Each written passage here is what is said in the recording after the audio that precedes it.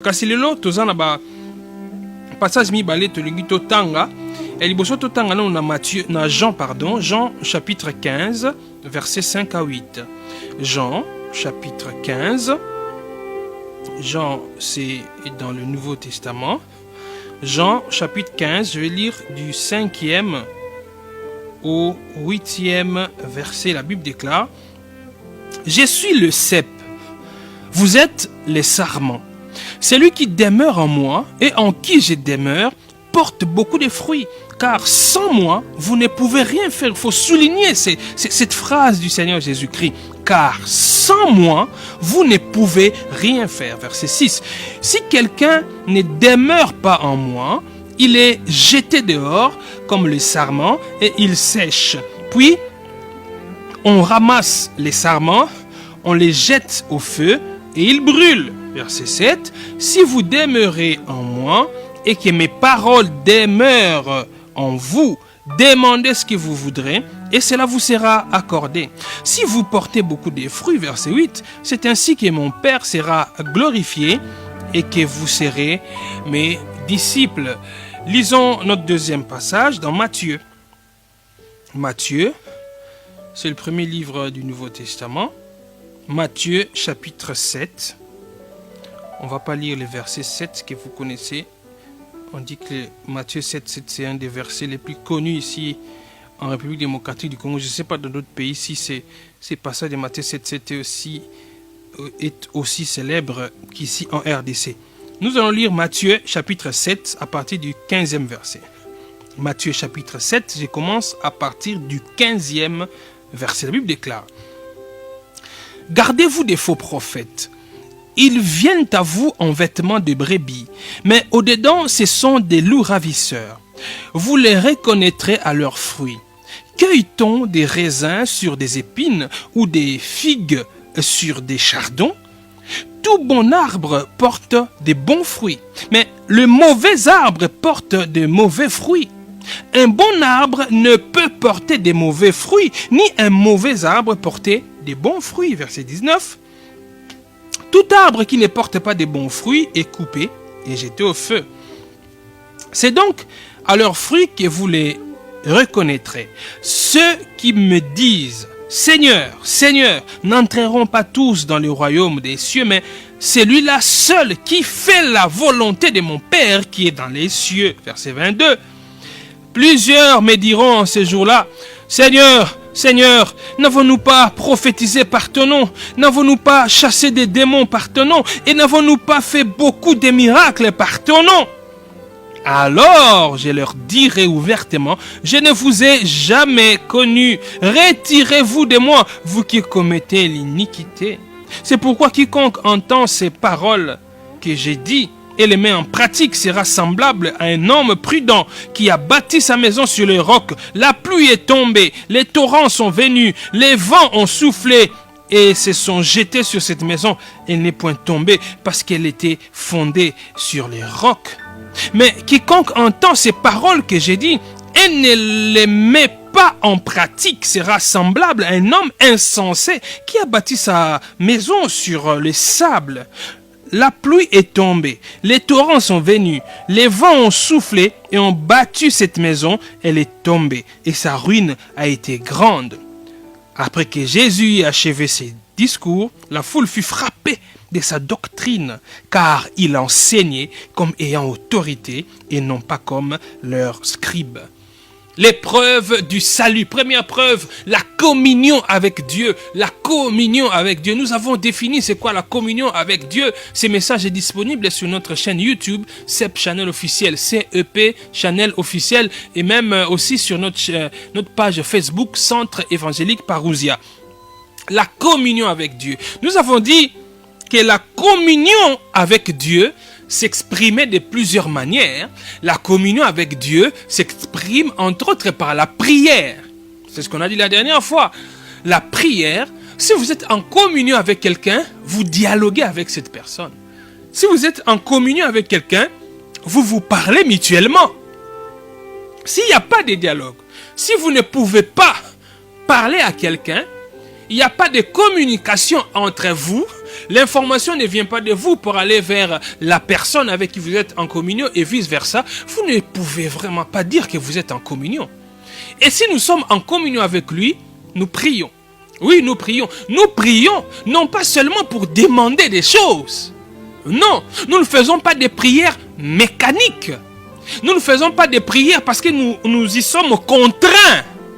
Nous ne faisons pas des prières comme des rites. Chaque matin, je dois réciter telle prière autant de fois. Non, ça, c'est la religion. Mais dans la vie chrétienne, nous prions parce que nous sommes dans la communion avec le Seigneur Jésus-Christ. Alléluia. Vous êtes dans votre maison avec votre femme. Pour que vous parliez avec votre femme, vous n'avez pas besoin de lui parler juste pour lui demander quelque chose, ou elle n'a pas besoin de vous parler juste parce qu'elle veut vous demander quelque chose. D'ailleurs, si vous vivez avec quelqu'un qui ne vous adresse la parole que quand il veut faire une demande, je crois que vous allez suspecter cette personne-là. Vous ne serez pas content d'une telle personne qui ne me parle que quand elle a besoin de quelque chose venant de moi. Ce n'est pas normal. Nous parlons avec notre Dieu parce que nous sommes dans l'union avec lui. Et c'est ce qui fait qu'un bon chrétien ne peut pas être à l'aise quand il ne prie pas. Quand tu n'as pas prié, quand tu ne pries pas, tu ne parles pas à ton Dieu, tu ne peux pas être à l'aise. Et quand on a parlé de la prière ici, ça ne veut pas dire faire forcément une prière de 2 heures, de 3 heures, non. On a parlé de la prière qui est faite dans un temps qu'on accorde à Dieu. Et ce temps-là, on a insisté, le temps que nous accordons à Dieu doit être un temps de qualité. Oui, un temps de qualité. Parce que Dieu n'est pas autant intéressé par la quantité, plutôt par la qualité du temps que nous lui accordons. Ce qui veut dire que je peux prier pendant 10 minutes seulement, mais le temps, la dizaine de minutes que j'accorde dans la prière est d'une telle qualité que même quelqu'un qui peut prendre toute une nuit en train de prier, mais s'il le fait de manière mécanique, s'il le fait juste pour un intérêt de recevoir quelque chose pour assouvir ses besoins, alors qu'il n'est pas en union ou en communion avec Dieu, ça ne sert à rien. Alléluia. La prière, nous exprimons, notre communion est exprimée aussi par la prière quand nous prions le Seigneur, quand nous lui parlons, nous lui adressons. Ça, c'est une image qu'on a vue dans Matthieu chapitre 6, verset 6, pour exprimer la communion. Une autre image qu'on a commencé à voir aussi pour exprimer la communion, c'est dans Jean chapitre 15, quand le Seigneur Jésus-Christ dit à partir du verset 5, qu'il est le cep et nous sommes les sarments. Oui, il est le cep, nous sommes les sarments. Tout arbre ou toute étape, tout sarment qui est attaché au cep doit produire des fruits. Si les sarments, les étapes, les branches veulent avoir la vie, elles doivent être attachées au tronc ou au cep. Le Seigneur Jésus-Christ, il est le cep. C'est lui le principal. C'est lui l'arbre. Nous sommes comme des étapes. Nous sommes comme des branches. Et il dit, si la branche est attachée au cep, c'est alors que la branche aura la vie, c'est alors que la branche produira des fruits. Et il clôture le verset 5 en disant, car sans moi, vous ne pouvez rien faire. Sans moi, vous ne pouvez rien faire. Ce qu'on a dit, tout ce que vous faites sans Jésus-Christ n'est rien. Même si les gens vous applaudissent. Même si vous semblez rencontrer un grand succès vis-à-vis des hommes ou devant les hommes. On vous applaudit. Oh, ça moi si makasi. Oza mwasi moko ya courage, oza mobali monene, oko sala wana ba oko betelo maboko yo oza yanke. Mais quand tu les fais, tu n'es pas en Christ, c'est rien. En tout cas devant Dieu, c'est rien. C'est pourquoi même les personnes qui sont dans des œuvres caritatives, des personnes qui font du bien aux autres, qui sont dans des bonnes œuvres. Si vous faites les bonnes œuvres sans être en Christ, cela ne vous amènera pas au ciel. Si vous faites des bonnes œuvres sans être en Christ, cela ne vous sauvera pas. Cela ne sert à rien. Vous allez être applaudi par les gens. Oh, ce monsieur, il nourrit les orphelins. Oh, il prend en charge les malades. C'est bien. Nous les hommes, nous allons vous applaudir. Nous aimons ça. Nous aimons des gens généreux. Mais si vous faites les bonnes œuvres sans être en Christ, cela n'est rien. Vos œuvres, vos bonnes œuvres ont un sens devant Dieu quand elles sont les résultats de votre union avec Christ. Nous, les enfants de Dieu, nous ne pratiquons pas les bonnes œuvres pour être sauvés. Nous ne pratiquons pas les bonnes œuvres pour bénéficier des faveurs de Dieu. Nous ne pratiquons pas les bonnes œuvres pour aller au ciel, au paradis. Non. Nous, les enfants de Dieu, nous pratiquons les bonnes œuvres parce que nous sommes sauvés. Un enfant de Dieu fait du bien. C'est quelqu'un de bien. Il est bien avec les gens. Il aide les autres quand il en a la possibilité. Il fait du bien autour de lui quand il en a la possibilité. Il les fait non pas pour obtenir le salut. Il ne les fait pas pour obtenir le salut. Il les fait parce qu'il a déjà obtenu le salut. Et là, alléluia. Alléluia. Alors, le Seigneur donne ici l'image de la vigne pour montrer la communion et l'union que nous avons en lui. Souvenez-vous qu'on a dit qu'il ne peut pas y avoir de communion sans union. Il faut être uni à lui pour être en communion avec lui. Donc il dit, les branches, dans Jean chapitre 15, à partir du 5e verset, les branches vivent grâce au cep. Celui qui est véritablement sauvé, celui qui est véritablement enfant de Dieu, celui qui est dans l'union avec Christ, c'est une personne dépendante de Dieu. C'est une personne qui dépend totalement de Dieu. Alléluia. De la même manière qu'une branche ne peut pas survivre si elle demande l'autonomie ou l'indépendance vis-à-vis du cep, vis-à-vis du tronc ou vis-à-vis de l'arbre. Alléluia. Ce qui est tapé, et l'obi na nzete, en tout cas, de toute façon, tango ba manga ezobimande à partir d'anga, ba manga ezobimana na libumu nzete te, ezobimande à partir d'angai, à partir à lelo to kabwani. Yo nzete na tiki yo na olaksa o ke ngane na osala ke yo batu ba lula yo pour ngane na zoko bimisa ba fruit. Alors na longwe na ngai na ke ko vivre na ndenge na ngai. Ce qui est tapé commettre bêtise wana et longwe na nzete ke. Est-ce que étape wana e ko vivre? Est-ce que ko produire sous ba fruit et ko produire ba fruit te? Parce que fruit ezo bima na étape wana ezo uta na étape te ezo uta na sep ezo uta na tronc ezo uta na nzete libumu ya nzete eza ndenge moko biso ba na nzambe tokoki ko vivre te libanda na ye te toko vivre libanda ya Yesu te mona nzambe ya solo po ye ba ete obikisama ya solo vie na yo e dépendre na ye okoko sala jamais à l'aise en dehors de Christ te yangono omonaka sokoza mwana nzambe ya solo soko osali eloko moko oyo nzambe alingi te osali eloko moko ezosepelisa nzambe te quand tu fais quelque chose qui est contre sa volonté tu ne peux pas être tranquille dans ton cœur. Tu ne seras pas tranquille dans ton cœur quand tu as commis un acte qui est contre la volonté de ton Père. Parce que Jésus-Christ, il est le cep. Nous sommes les sarments. Nous ne pouvons pas vivre sans les cep. Nous sommes attachés au cep. Attachés au cep. Détachés de lui, c'est la mort. Il dit, sans moi, vous ne pouvez rien faire.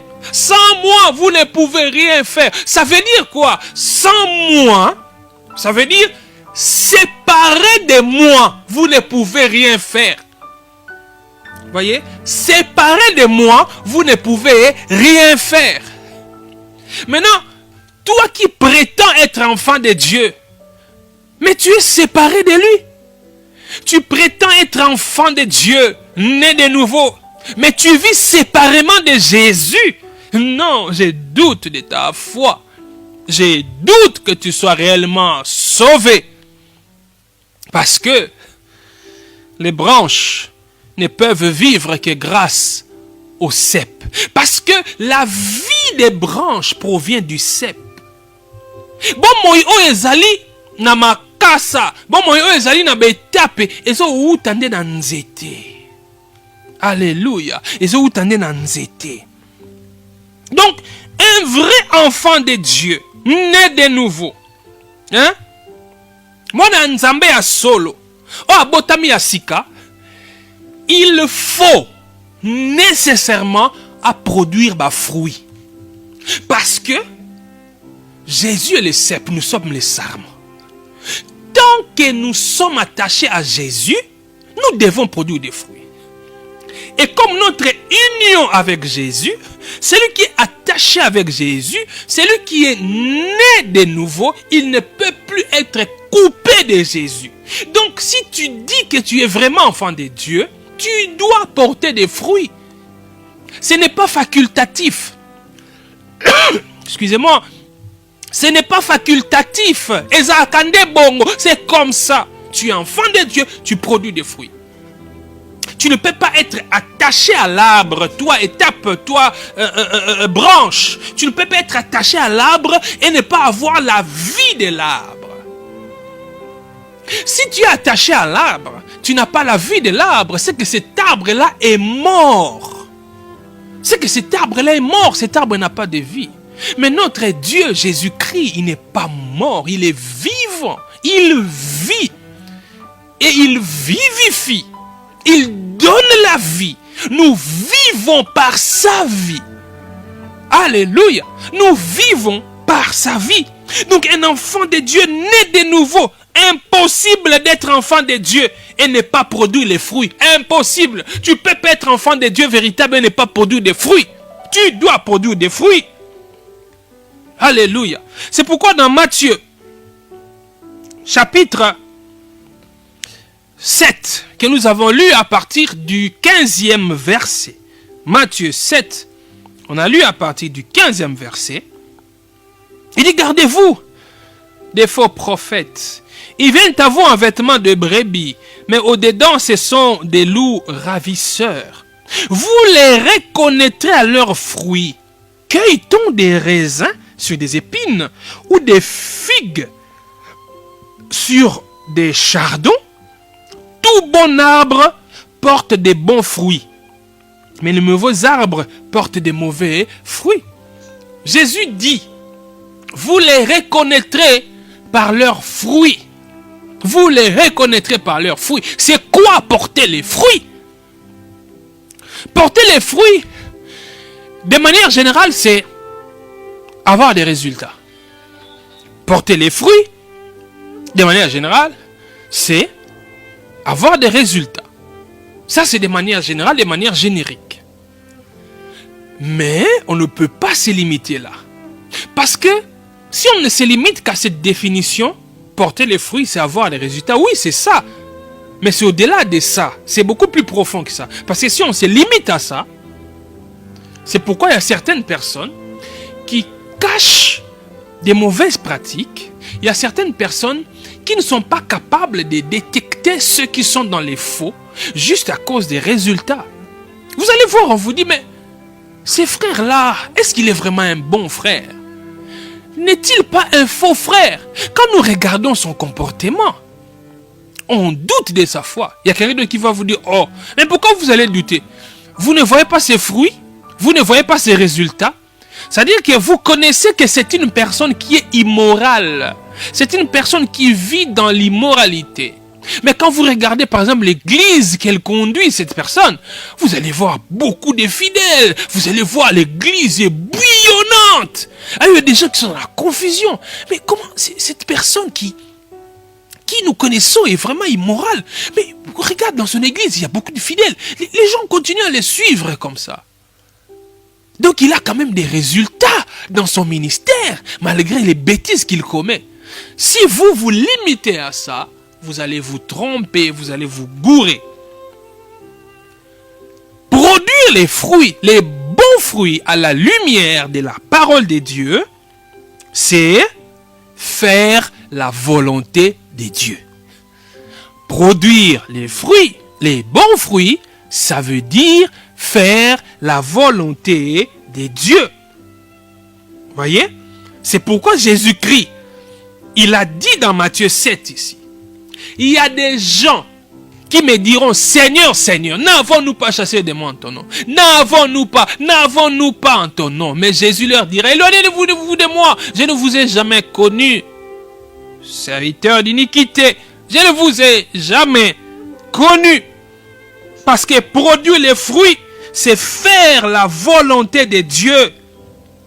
Tous ces gens qui peuvent opérer les miracles, j'aimerais qu'on puisse lire ces passages. C'est très intéressant. Matthieu 7, 22. Plusieurs me diront en ces jours-là, Seigneur, Seigneur, n'avons-nous pas prophétisé par ton nom? 1.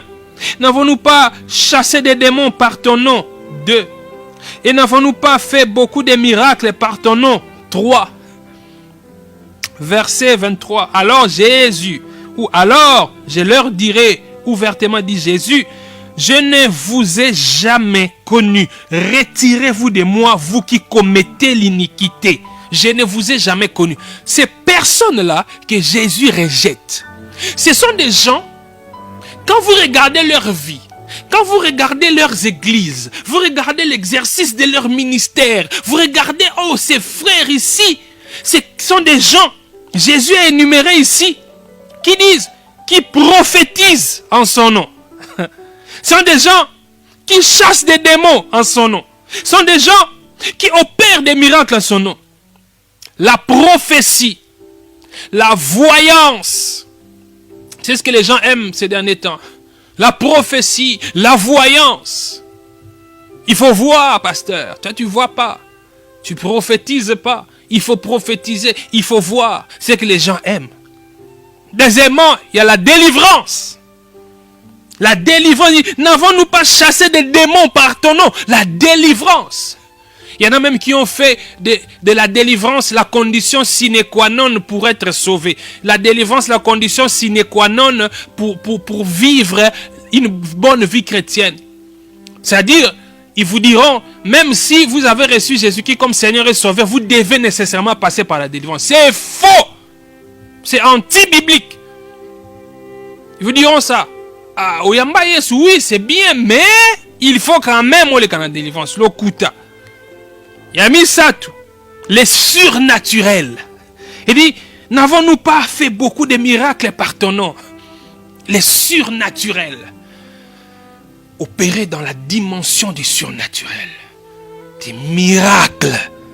C'est ce qu'on aime. Oui, Jésus n'est pas contre ces choses. Jésus n'est pas contre les miracles. Lui-même, il a opéré des miracles, des grands miracles que jusqu'à aujourd'hui, les gens n'arrivent pas à reproduire. Jésus a opéré des miracles. Mais il dit, vous ne saurez pas que vous êtes sauvés. Vous ne saurez pas que vous êtes enfants de Dieu parce que vous prophétisez. Non. Vous ne saurez pas que vous êtes enfants de Dieu parce que vous faites la délivrance. Non. Vous ne saurez pas que vous êtes enfants de Dieu parce que vous êtes dans les surnaturels. Parce que vous opérez dans la dimension du surnaturel. Parce que vous opérez beaucoup de miracles. Non. Ce ne sont pas là les fruits que Jésus demande. Non. Vous saurez que vous êtes sauvés, que vous êtes enfants de Dieu, que vous êtes vraiment disciples de Jésus, si vous faites la volonté de Dieu. Si vous faites la volonté de Dieu.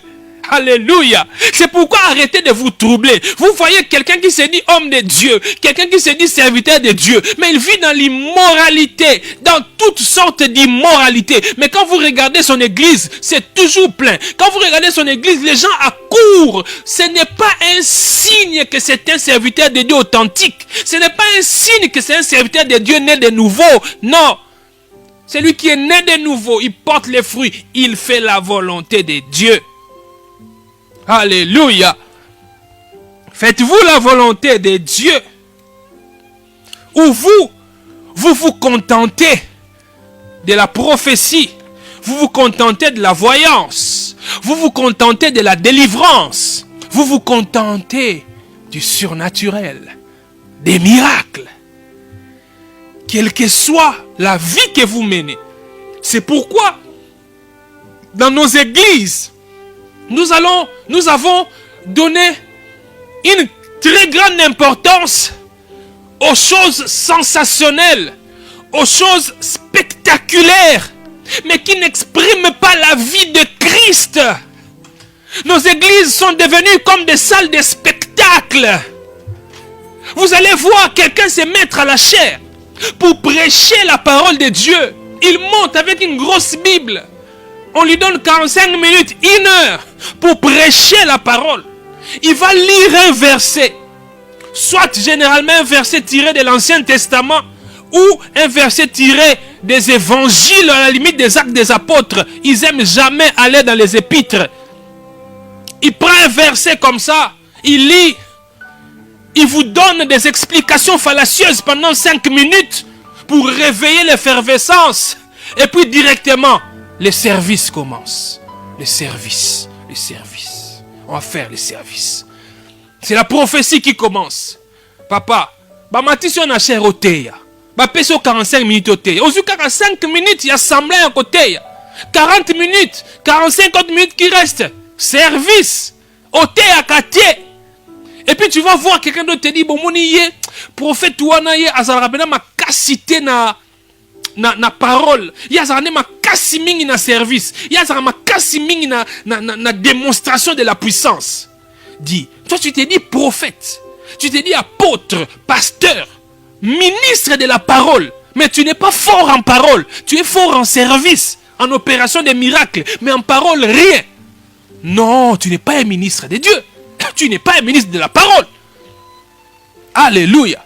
Vous les reconnaîtrez par leurs fruits. Si tu es enfant de Dieu, tu vas faire la volonté de Dieu. Ne te laisse pas tromper par l'opération des miracles, par les prophéties. Fais-tu la volonté de Dieu? Fais-tu la volonté de Dieu? Porter les fruits, c'est faire la volonté de Dieu. Porter les fruits, c'est quoi encore? Lisons Luc chapitre 13. Luc chapitre 13. Je commence au 6e verset. Luc chapitre 13, je commence au 6e verset. Il dit aussi cette parabole. Un homme avait un figuier planté dans sa vigne. Il vint pour y chercher du fruit et il n'en trouva point. Alors il dit au vigneron, voilà 3 ans que je viens chercher du fruit à ce figuier et je n'en trouve point. Coupe-le. Pourquoi occupe-t-il la terre inutilement? Verset 8. Le vigneron lui répondit, Seigneur, laisse-les encore cette année. Je creuserai tout autour et j'y mettrai du fumier. Peut-être à l'avenir donnera-t-il du fruit. Sinon, tu le couperas. Alléluia. Laisse-moi encore le temps. Je vais sarcler, je vais arranger autour de cet arbre. Je vais y mettre du fumier. Peut-être donnera-t-il encore du fruit. Alléluia. Porter les fruits, c'est quoi? Porter les fruits à la lumière de ces passages, c'est ce que je peux appeler l'extériorisation de ce qui est à l'intérieur. Je l'ai dit autrement, c'est extérioriser les changements intérieurs. Ozomona texte totangi. Mukolo nzete alobi mais nzete depuis 3 ans.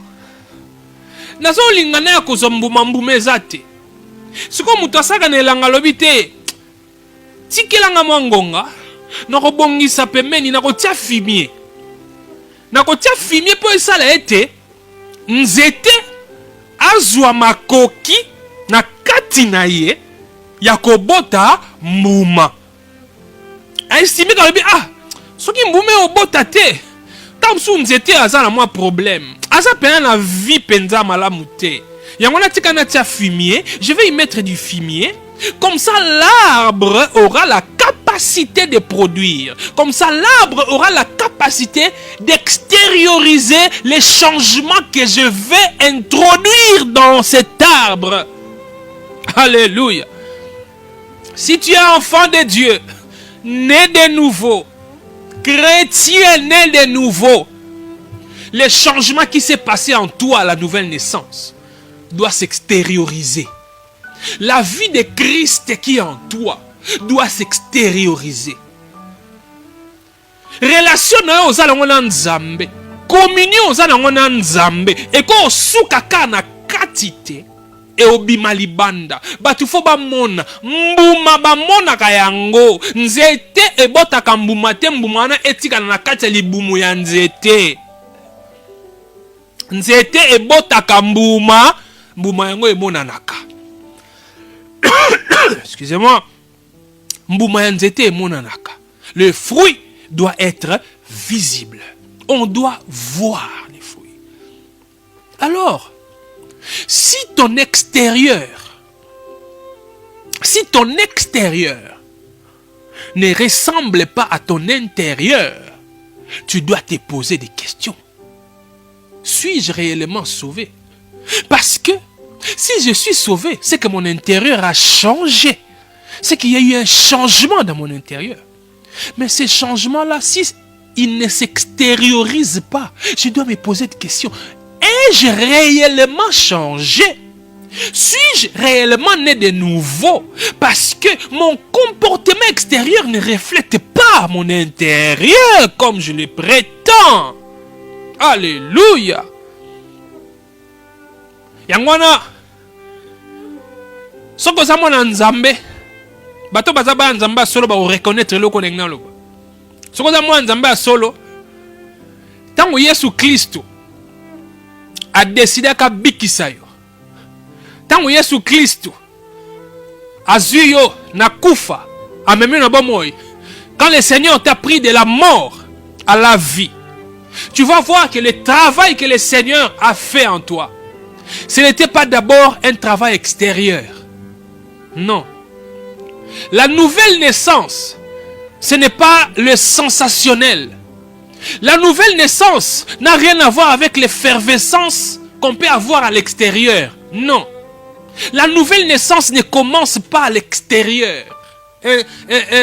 Non. C'est un travail qui commence à l'intérieur et qui se manifeste à l'extérieur.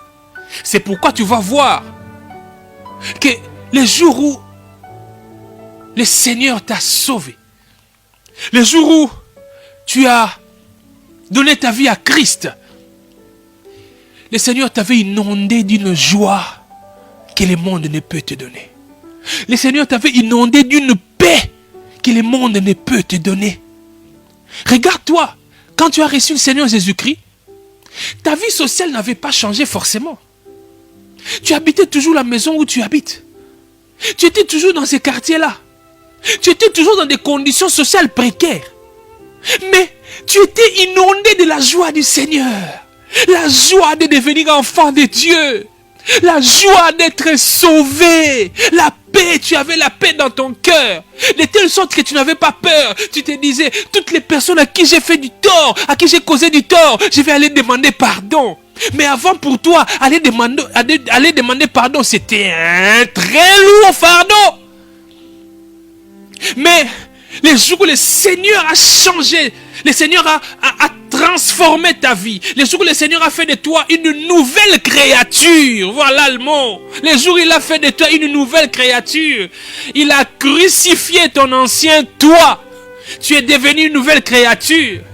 Tu étais capable d'entrer dans la maison de ton ennemi. C'est lui-là même qui t'avait dit, les jours où je te vois venir chez moi, je vais te tuer. Les jours où je te vois mettre ton pied chez moi, je vais te couper à la machette.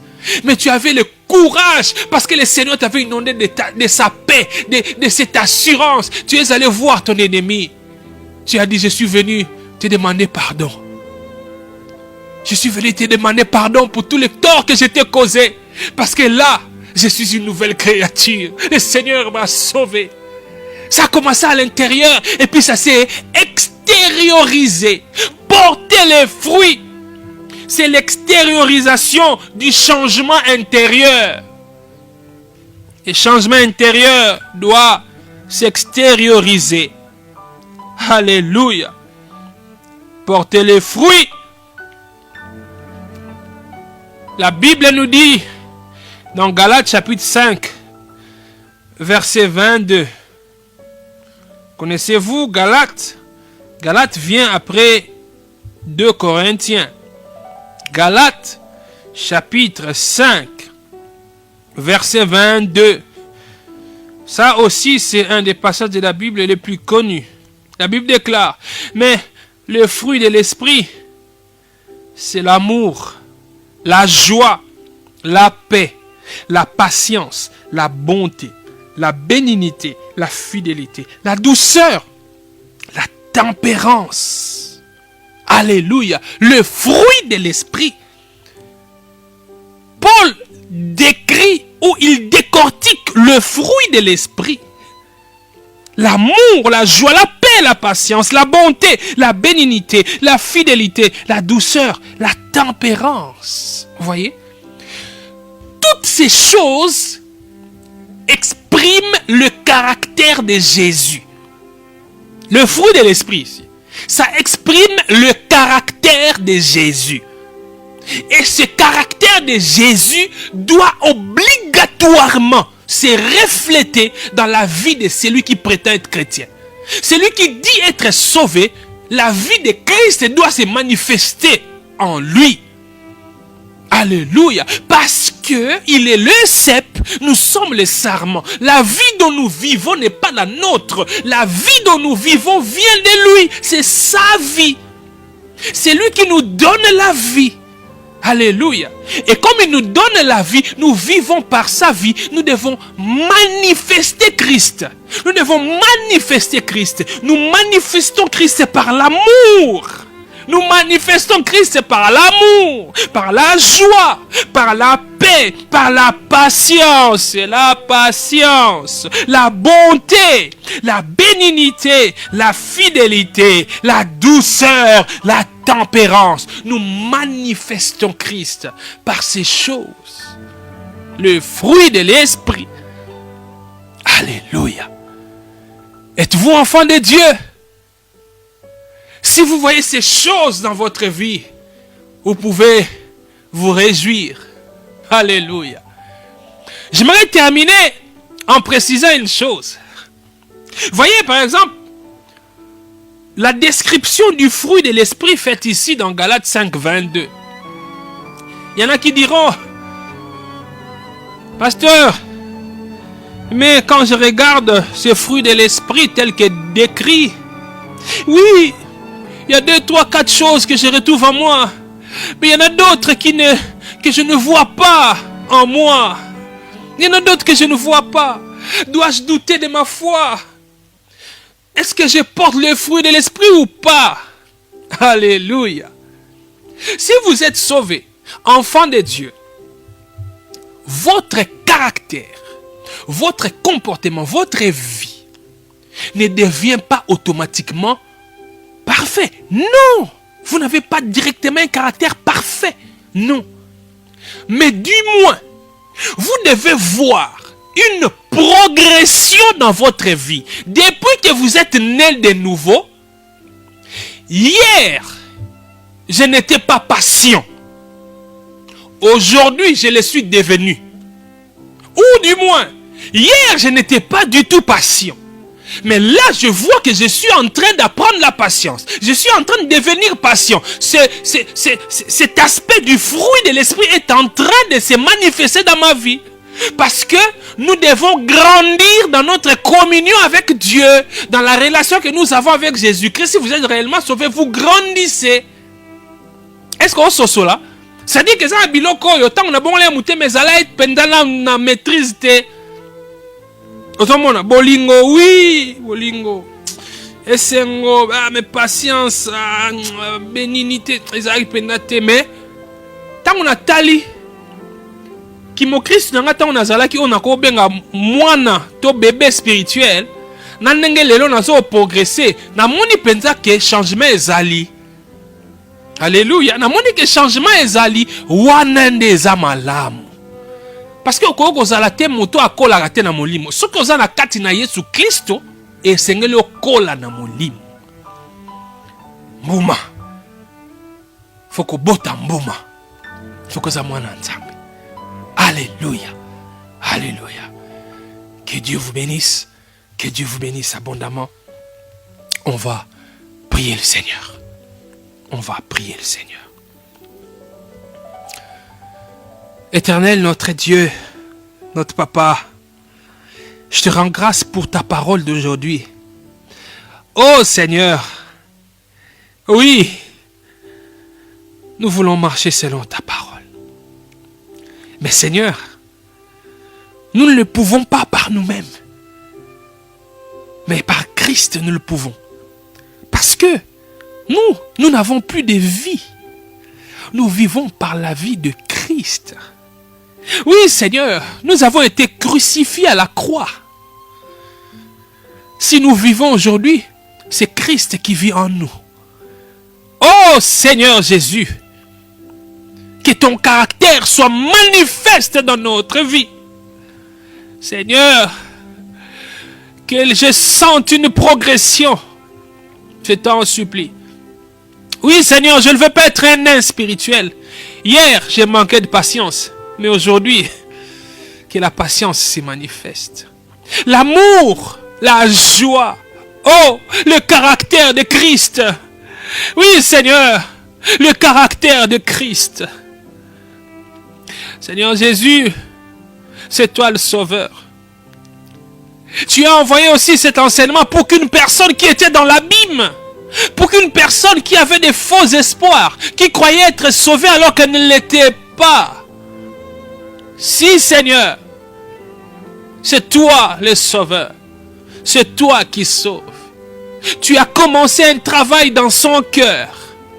Ma sœur le sent dans son cœur. Mon frère est en train de sentir cela dans son cœur. Oui, c'est toi qui nous ramènes de la mort à la vie, afin que nous puissions avoir la foi en toi et que nous soyons nés de nouveau. Merci pour ton travail, Jésus. Merci pour ton travail que tu fais par le Saint-Esprit. Ton travail de la régénération, de la nouvelle naissance. Merci parce qu'il y a de la joie dans le ciel aujourd'hui. Parce que ma soeur, parce que mon frère est né de nouveau. Alléluia. Que ton nom soit béni, que ton nom soit glorifié. Au nom de Jésus-Christ, au nom de Jésus-Christ, j'ai ainsi prié. Amen.